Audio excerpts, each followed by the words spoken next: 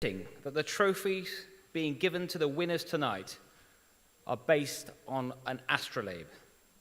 It's an ancient device that's used by navigators, a tool that shows you the way even on the darkest night.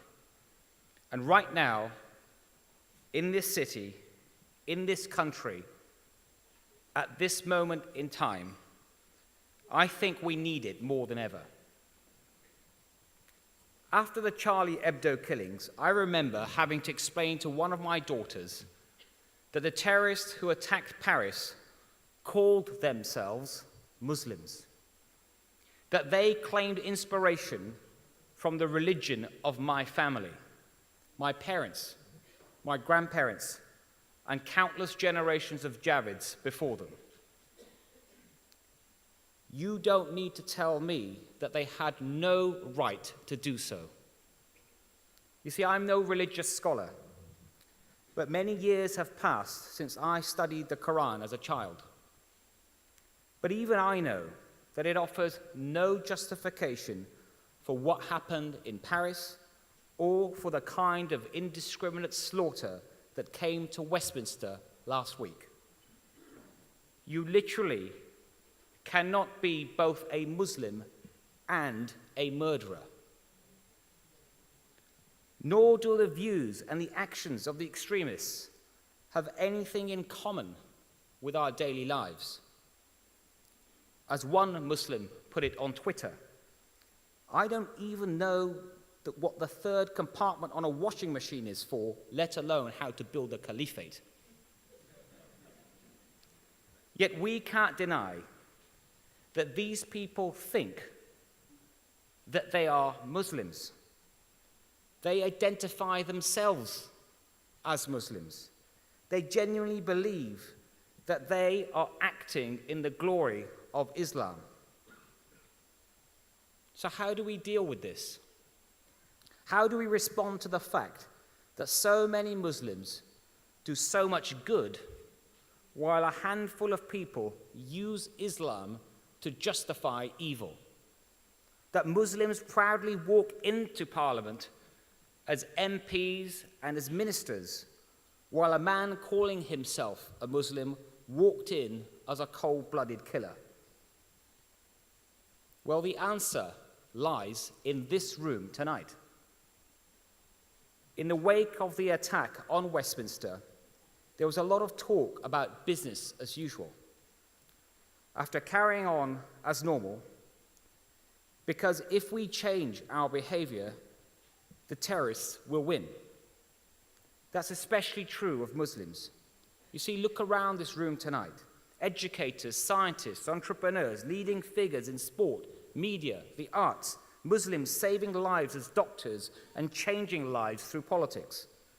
I'm talking about incredible people who show to the non-Muslim world what Muslims really are capable of. The good that our community can do and does day in, day out.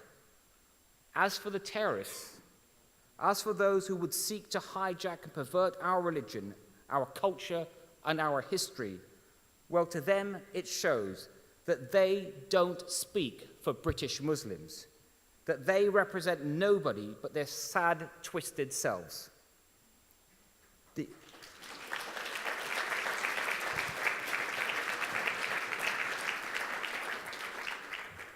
You see, the extremists, they want to drive a wedge between Muslims and non-Muslims. They want us to turn on each other. They want us to join in their hate-filled assault on everything that we hold dear. So just imagine how it must anger them when they see Muslims playing such a positive role in this great nation. How it must stick in their craw when they see us celebrating what we do for the country that we love. They will hate this event because it shows once again that they have failed and that they will always fail.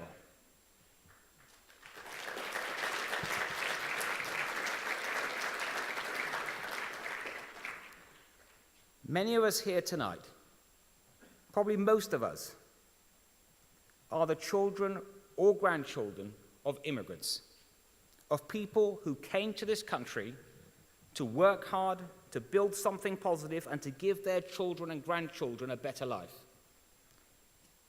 They didn't give up their identities. They were proud of their heritage. They were proud to be Muslims. And they recognized that the values they hold dear, the values of hard work, honesty, integrity, and determination to do good, they recognized that they weren't just Muslim values, they were British values. They were the pioneers of our community, and we owe them all a huge debt of gratitude, not just for what they have done for us in the past, but for the way in which their lessons will endure for many years to come. Because tonight, when the night seems the darkest, the beliefs, the ideals, the values we learned from our faith and from previous generations can serve as our astrolabe. They can guide us. They can show us the way.